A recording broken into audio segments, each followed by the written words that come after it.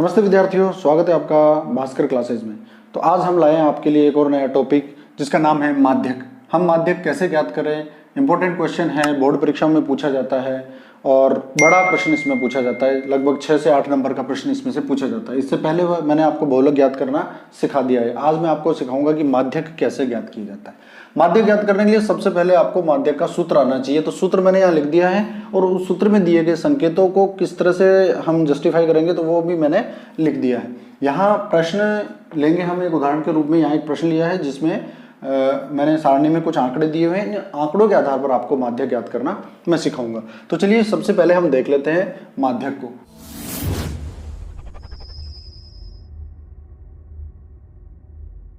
माध्यक का फॉर्मूला आपके सामने लिखा हुआ है, माध्यक बराबर L प्लस कोष्टक में लिखा हुआ है N/2 माइनस CF, बड़ा बटा लगाना है बटे F कोष्टक बंद गुणा H। सबसे पहले हम इसमें देख लेते हैं कि इन संकेतों का क्या मतलब है। यहाँ सबसे पहले L दिया हुआ है, तो यहाँ L का मतलब है माध्यक वर्ग की निम्न सीमा। याद कीजिए विद्यार्थियों, जब मैंने आपको इससे पहले वाली क्लास में बहुलक ज्ञात करना बताया था तो उसमें हमने बहुलक वर्ग का चयन किया था और उसमें बहुलक वर्ग की निम्न सीमा ज्ञात की थी। तो यहाँ माध्यक वर्ग की निम्न सीमा ठीक वैसे ही ज्ञात करेंगे। इसका मतलब ये पता चल गया कि आपको हमें सबसे पहले माध्यक वर्ग का चयन करना है। तो n का मतलब होता है बारंबारता का योग, जो हमारी f वाली सारणी है बारंबारता वाली, इनका टोटल करना है। प्रेक्षणों की संख्या भी इसको हम बोलते हैं। f माध्यक वर्ग की बारंबारता, यानी इनमें से जो भी हमारा माध्यक वर्ग होगा उसकी जो बारंबारता होगी उसका चयन हमें f के रूप में करना होगा। CF मतलब माध्यक वर्ग के ठीक पहले वाले वर्ग की संचयी बारंबारता। संचयी बारंबारता देखनी है, न कि बारंबारता। H का मतलब होता है वर्ग अंतराल। तो इस प्रश्न को हल करने से पहले मैं आपको बता दूं कि जब हमने बहुलक पढ़ा था तो उसमें मैंने आपको बताया था कि बहुलक में सारणी में ये दो ही वर्ग दिए होंगे, जिसमें एक में वर्ग अंतराल और एक बारंबारता। बारंबारता में हम सबसे बड़ी बारंबारता का चयन करते हैं, वही हमारा बहुलक वर्ग होता है। लेकिन यहाँ थोड़ा सा परिवर्तन ये है कि हमें एक नया कॉलम बनाना पड़ेगा जिसका नाम होगा संचयी बारंबारता। इस कॉलम को बनाने के बाद में हम निर्धारित करेंगे कि माध्यक वर्ग कौन सा होगा। तो सबसे पहले आपको सीखना है कि जब भी माध्यक ज्ञात करो तो आपको संचयी बारंबारता वाला कॉलम बनाना पड़ेगा। तो चलिए हम यहाँ संचयी बारंबारता को निकाल लेते हैं। संचयी बारंबारता को कॉलम बनाने के लिए ये जो 4 है हम यहाँ लिखेंगे डायरेक्ट। जो बारंबारता पहली बारंबारता है वो यहाँ लिखेंगे। इसके बाद में आपको इसको क्रॉस में जोड़ना है, यानी इस 4 में ये वाला अंक जोड़ देंगे, यानी 4 और 5 9। 9 में फिर ये नीचे वाला अंक जोड़ेंगे क्रॉस में, 13 और 9 22। 22 में इसके नीचे वाला ये क्रॉस में जोड़ेंगे, 22 और 20 42। फिर ये क्रॉस वाला जोड़ेंगे, 42 और 14 56। फिर क्रॉस में जोड़ेंगे 56 और 8 64।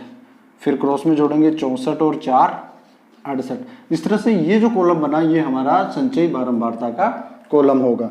तो यहाँ हमें करना है पहले बारंबारता का योग, यानी n की वैल्यू निकालनी है, यानी n बराबर इसका टोटल। यहाँ टोटल करने की आवश्यकता नहीं है क्योंकि जो संचयी बारंबारता का अंतिम जो कॉलम में जो संख्या होगी वही हमारा इसका टोटल होगा। भले ही आप इसको योग करना चाहे तो करके देख सकते हैं। तो यहाँ n का मान आया 68। तो यहाँ से हम क्या करेंगे, सबसे पहले इस 68 से हम n/2 निकालेंगे, यानी n/2 का मान। ये n/2 का मान हम यहाँ से निकालेंगे। तो देखिए n का मान हमारे पास 68 आया, इसमें 2 का भाग देंगे, मान आया 34। तो विद्यार्थियों ये 34 यानी n का आधा करने पर जो संख्या आई वही हमारी मदद करेगी किसके, माध्यक वर्ग के चयन के लिए। तो सबसे पहला काम अब हम करेंगे माध्यक वर्ग का चयन। माध्यक वर्ग का चयन ये इंपॉर्टेंट चीज है। और कैसे चयन करेंगे, n/2 करना है। जो भी मान आता है, 34 आया, इस 34 से जस्ट बड़े अंक को आपको ढूंढना है संचयी बारंबारता वाले कॉलम में। याद रखना, संचयी बारंबारता वाले कॉलम में इस 34 से जस्ट बड़ी संख्या कौन सी है। जैसे मान लीजिए यहाँ पहला हमारा मान है संचयी बारंबारता का 4 है, तो 34 से छोटा है। 9 34 से छोटा है। 22 34 से छोटा है। लेकिन यहाँ देख रहे हैं 42 34 से बड़ा है। तो हमारा माध्यक वर्ग का चयन हो गया है। जहाँ पे 42 लिखा हुआ है वही जो कॉलम है हमारे, ये पूरे के पूरे क्या होंगे, माध्यक वर्ग। ये क्या कहलाएगा, माध्यक वर्ग। अब माध्यक वर्ग का हमने चयन कर लिया है, तो अब हम आंकड़ों को निकाल लेते हैं। दिए गए सूत्र में जो मान है, संकेत है, उनके मान क्या होंगे। तो जब हमने माध्यक वर्ग का चयन कर लिया है तो इसमें L का मान आपको निकालना है, यानी माध्यक वर्ग की निम्न सीमा। ये माध्यक वर्ग है, इसमें ये वर्ग अंतराल दिया हुआ है, और जो इसका ये वाला मान होता है छोटा मान, वो कहलाता है L, यानी निम्न सीमा। तो हम सूत्र में मान रख के देख लेते हैं। यहाँ पे माध्यक ज्ञात करने के लिए सूत्र में मान रखेंगे, तो यहाँ हम पहले एक बार रख लेते हैं इनको मानों को 20। जैसे L का मान क्या है 125, L का मान आया 125।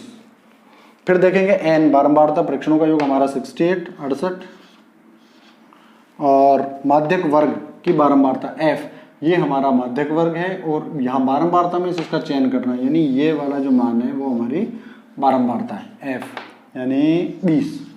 संचयी बारंबारता CF, संचयी बारंबारता CF कैसे ज्ञात करनी, माध्यक वर्ग के ठीक पहले वाले वर्ग की संचयी बारंबारता लेनी है CF, यानी ये माध्यक वर्ग है और संचयी बारंबारता का कॉलम ये वाला है, तो 42, यानी माध्यक वर्ग से ठीक पहले वाली संख्या, यानी ये वाली है हमारी CF, संचयी बारंबारता CF।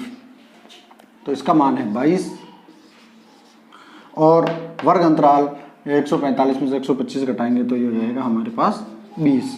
यानी आप देख सकते हो, यहाँ पे आप देख सकते हो कि सारे के सारे मान हमने सारणी में से निकालने लिए हैं। जैसे इसमें इंपॉर्टेंट चीज़ क्या है, इसमें माध्यक वर्ग का चयन है, जो हमें मिलेगा n/2 से। तो चलिए हम सूत्र में मान रख देते हैं।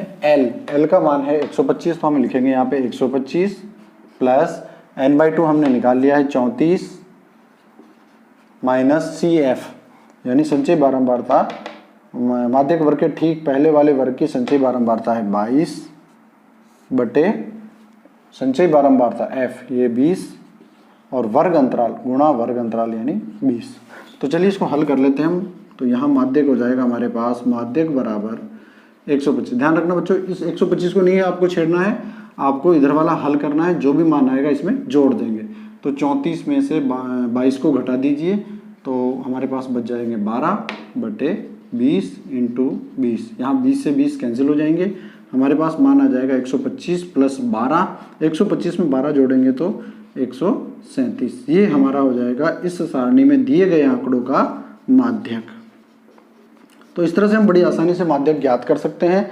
सारणी में आपको एक कॉलम का निर्माण करना पड़ेगा जिसका नाम है संचयी बारंबारता, और ये हमें देगा बारंबारता वाला ही कॉलम।